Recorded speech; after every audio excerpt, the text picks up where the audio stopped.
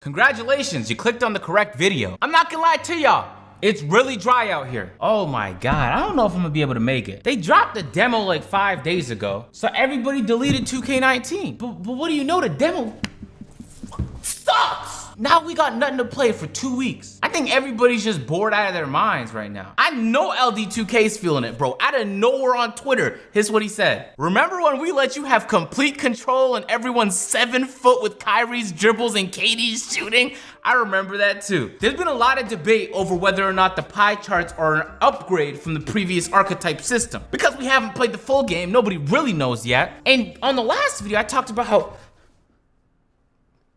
LD2K, sorry, wrong guy here. We don't want to get them confused. Ronnie2K threw us a little curveball. He said there might be new pie charts added. Well, then that changes everything. So as the debate's going on Twitter, LD2K, I guess he just had enough. He's like, hey, your idea is horrible. He's right, some of y'all do be coming with bad ideas. Only the OGs remember 7 foot max cheese and the endless complaints about balance warranted. I remember it quite well. He's right. If they give us too much flexibility, there's gonna be no balance in the game. But if they restrict us too much and give us balance, it might just be boring. That's quite the dilemma, ladies and gentlemen. So LD was talking about the pie charts earlier today on Twitter. He said, all depends on what the team decides to do. We'll keep you updated, which leads me and everybody else to believe that even they're not sure what to do yet. I guess they were sure at first, but then they got everybody's feedback and then now they're unsure. So I guess we just sit and wait while somebody makes that game time decision. Would it be nice to have more pie charts? Should they give us absolute control to make whatever kind of pie chart we want? Probably not. Some of y'all are gonna create 7 foot stretch bigs with 0 defense and all the shooting badges in the world. And I don't want to play against that. I'm gonna be really honest with you. So I'm just chilling, bored, about to lose my mind on Twitter. Out of nowhere, someone sends me a tweet linking to this article. NBA 2K developer Visual Concepts is working on a vehicle-based open world. What the hell? What are you guys doing? So there's plenty of development companies that have like different studios in different parts of the world, right? I mean, Ubisoft has one in Toronto, Vancouver, Montreal, Paris, and like probably 60 other places. And I've told you guys plenty of times, when 2K, the money maker, easy money for Take-Two Interactive, makes billions and billions of dollars every single year, where do you think that money goes to? Ta-da! Ladies and gentlemen, they think of brilliant ideas like this. They're like, well, now we have all this newfound capital with the success of the NBA 2K franchise, and they spend it on this. And I'm not gonna lie to you, based off the picture alone, I'm getting some Midnight Club vibes. Listen, I might actually buy the game, I don't know. So I got a little curious. I decided to read part of the article. And the article describes how the only reason people found out about this is because Visual Concepts was posting a bunch of job postings online saying they need a level designer, a 3D artist, a software engineer. So they're looking to literally build a team to help work on this game. Even though the 2K player in my mind is telling me hire people for NBA 2K, part of me is a little bit excited. I don't know what's going on here. Again, it's all rumors. It's basically based off of job postings, but Visual Concepts has been incredibly successful the past 5-6 years. So I wouldn't be surprised to see them come out with something new. And if it's really good, I might even buy it 12 times. So everyone's experiencing a slow cognitive decline, bored out of our minds. Ronnie decides to save the day. He hopped on stream and said this. A little bit more taller, man. People are talking about lowering VC prices. Remember, guys, that like, Cash and I talked about this earlier. You can respec all your builds. So like, if you don't want to build 17 my players, you don't have to. You can respec them. So that'll save you VC right there. Ronnie does cap a lot. We know that on this channel. That would be a very weird thing to lie about. Maybe not. It makes sense. I don't know if I believe Ronnie 100%, but he's saying we could respec our characters. So if we mess up with the build, we can change the badges on it, potentially the attributes on it. He hasn't said to the extent of which we can respec our builds, or if we can even do that for free. He was just responding to somebody that had some concerns about microtransactions. Part of the reason people were so frustrated with like 17, 18, and 19 were like, yo, when you messed up with your build, it costs you $50 and a lot of your free time just to get back to playing the way you were with a different build. So that kind of gave me some hope. Baluba, does quick draw affect pull-ups and fadeaways? Yes, it affects all jump shots. Quick Draw, for those who don't know, is a new badge that basically controls how fast you shoot your jump shot. So if I have Klay Thompson's release and I don't have Quick Draw, I'm like, yo, 700 millisecond release time. But if you have Hall of Fame Quick Draw, it might be like 250, 300, 350, which is so crazy. In previous years, you could just change the speed. And if you were 6'4" and under, you got the very quick jump shots. But this year, it's all being determined by a badge. So that means a few things. If I make a jump shot video with a player that has Hall of Fame Quick Draw,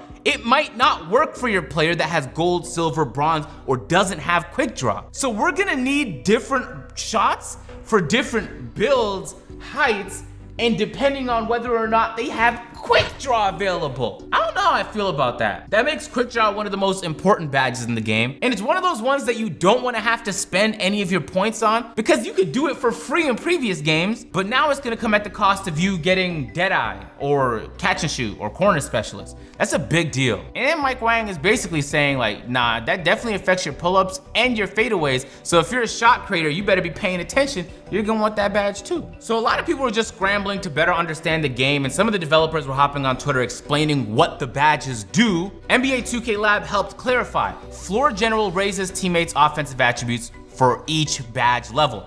Bronze, a +1 to everything on offense. Silver is 2, gold is 3, Hall of Fame is 4. Defensive Anchor does the same for teammates' defensive attributes. So if you have an 82 ball control and your point guard has Floor General, you could literally speed boost. Somebody asked if you can stack Floor General, like if 3 or 4 players on your team have it. The answer is no. So Mike Wang got to clarifying some more. Deadeye only protects against late closeouts. Defender's not there when you start your shot, but closes late and gets a hand in your face. Steady Shooter helps nerf the impact of defenders who are there at the gather and release at the cost of hurting you if you only take open J's. See, if you just made your character without that information, you might have thought steady shots was an easy pick. But if you're shooting worse wide open, it might not be. That would make Deadeye the better badge. I'd hope you wouldn't be shooting contested shots on my team, or else you're not gonna be on my team for much longer. Hot Start kicks in as soon as you make your first shot, but has to be your first attempt. Doesn't matter when. Steady Shooter will actually lower your open field goal percentage slightly, but will help mitigate the penalties of shooting contested. The more you know. So at this point, like a couple days goes by and yo, I'm starving, ladies and gentlemen. I'm very, very hungry. Out of nowhere, Two Bros Gaming. He actually used to be a content creator here on YouTube. A few years ago, started working for NBA 2K, and apparently now he's like the head My Team guy, I guess on social media. He put out this post. Tomorrow, hashtag NBA 2K20, hashtag My Team, and it was a photo of him standing beside a cube. So we could fully expect some My Team news, probably by the time this video drops. Which leaves us to answer one question. Hello, Mike Wang! Where is the park news? We don't know a single thing about the park. A couple weeks away from launch. And it's killing me. I'm literally dying, ladies and gentlemen. Do you know any other game that does that? Usually you use all the new features and stuff you added to your game to help boost your pre-order sales. But maybe people just pre-order 2K anyway, so 2K's like, nah, we're just gonna wait till the very end. What year was it? Was it 2K17 or 18 where they just didn't give us the park trailer that they promised us? We just got the game and knew nothing about it. I'm starting to lose hope, ladies and gentlemen. I don't think we're getting park news anytime soon. I might just have to go outside. Yeah, I'm gonna shoot some in real life videos, the next couple ones, I have to. There's no point in me just waiting here for something interesting to happen. I was on the beta and I was incredibly bored, so I decided to put out this tweet. I'm curious, what's the worst build you can make in the 2K20 demo? The answers were hilarious. The first one was sent by Danny B, made him last night. Oh my God, they compared him to Jason Collins and Dwight Howard. All right, I'm not gonna participate in this tomfoolery. D-Money sent me his, you have built a bench warmer. Similarities to Steve Novak, Joel Anthony, and Landry Fields. I would delete app and then chuck my PS4 off a 5-story building. I'm gonna keep it a bean though. Based off the way 2K's been going, Steve Novak is not a bench warmer. He is the definition of a pure sharpshooter, because that's what you guys have made the game. That's what it feels like. You have built an ass cleaning lockdown.